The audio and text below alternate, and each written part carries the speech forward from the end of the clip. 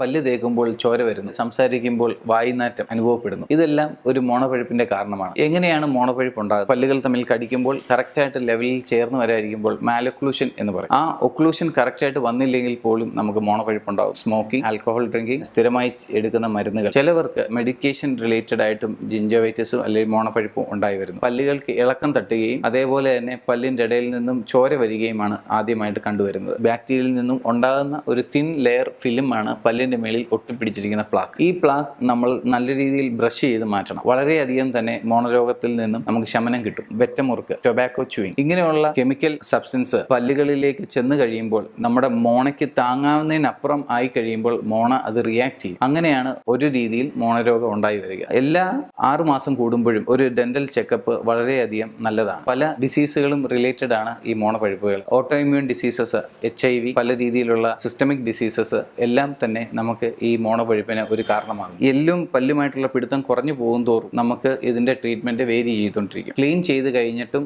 ഒരു 6 മാസം കഴിഞ്ഞ് വീണ്ടും മോണപഴുപ്പ് വരികയാണെങ്കിൽ അടുത്ത ട്രീറ്റ്മെന്റ് ആയ ഡീപ്പ് ജിഞ്ചവൽ സ്കെയിലിംഗ് പോകുന്നു. ഇതുകൊണ്ടും ശമനം കിട്ടിയില്ലെങ്കിൽ അടുത്ത ട്രീറ്റ്മെന്റ് ആണ് ഫ്ലാപ്പ് സർജറി അല്ലെങ്കിൽ അതിന് അനുബന്ധമായുള്ള സർജറികൾ. ആദ്യഘട്ടത്തിൽ തന്നെ നമ്മൾ തിരിച്ചറിയുകയും അതിനുള്ള ട്രീറ്റ്മെന്റ് ചെയ്യുകയാണെങ്കിലും 95% വരെ നമുക്ക് ഈ ചികിത്സ കൊണ്ട് മോണരോഗത്തിനെ ഭേദമാക്കാവുന്നതാണ്.